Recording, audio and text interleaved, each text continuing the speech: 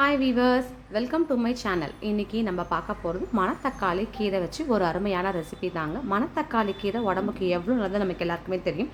குறிப்பாக இந்த வெயில் காலத்தில் வர வயிற்று புண்ணு வாய் புண்ணை சரி பண்ணுறதுக்கு நம்ம கீரையாக கொடுத்தா நிறைய குட்டீஸ் சாப்பிட மாட்டாங்க. ஆனால் இப்படி ஒரு டிஃபனாக கொடுத்தா யாருமே வேண்டான்னு சொல்ல மாட்டாங்க. வாங்க என்ன டிஃபன்னு போய் பார்க்கலாம். தோசை தாங்க, ரொம்ப கிறிஸ்பியான தோசையாகவும் அதே டைமில் அதே மாவை வச்சு ஒரு சாஃப்டான ப்ளஃபியான இட்லியும் தாங்க நம்ம இன்றைக்கி பண்ண போகிறோம். ரொம்ப சூப்பராக டேஸ்ட்டில் எந்த ஒரு காம்ப்ரமைஸும் இல்லாமல் அருமையான ரெசிபி. வாங்க எப்படி பண்ணுறது வீடியோக்குள்ளே போய் பார்க்கலாம். 2 கைப்பிடி மணத்தக்காளி கீரை எடுத்துக்க போகிறோங்க.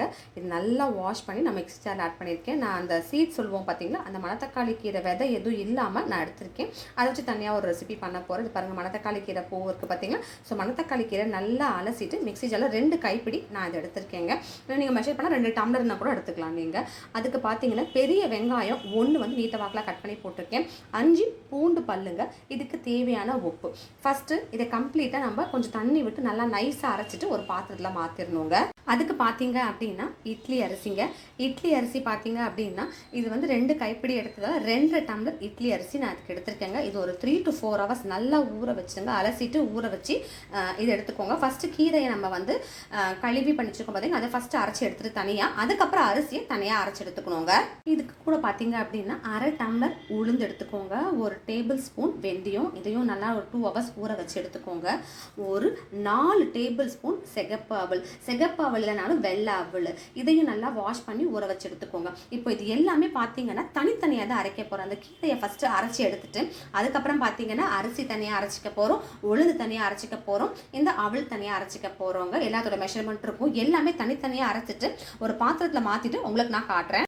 மாவு அரைச்சாச்சு, 8 மணி நேரம் புளிக்க வச்சாச்சுங்க. மாவு நல்லா பொங்கி வந்திருக்கு பாருங்கள். இதுதான் மாவோட கரெக்டான இது. மாவு கரண்டி போட்டு கலக்கியாச்சுங்க. மாவோட கன்சிஸ்டன்சி இந்த அளவுக்கு இருந்தால் போதும். உங்களுக்கு ரொம்ப திக்காக இருந்தால் கொஞ்சம் தண்ணி ஆட் பண்ணிக்கலாம், இல்லாட்டி இது போதுங்க.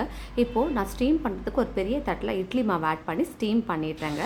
ஸ்டீம் பண்ணதுக்கப்புறம் இட்லி பார்த்தீங்கன்னா ஸ்டீம் ஆகிருக்கு. தொட்டு பார்த்தா கொஞ்சம் கூட ஓட்டல, நல்லா ஸ்டீமாக அருமையாக வந்திருக்கு பாருங்கள். கட் பண்ணியிருக்கேன், கட் பண்ணி எடுத்திருக்கேன் பாருங்கள்.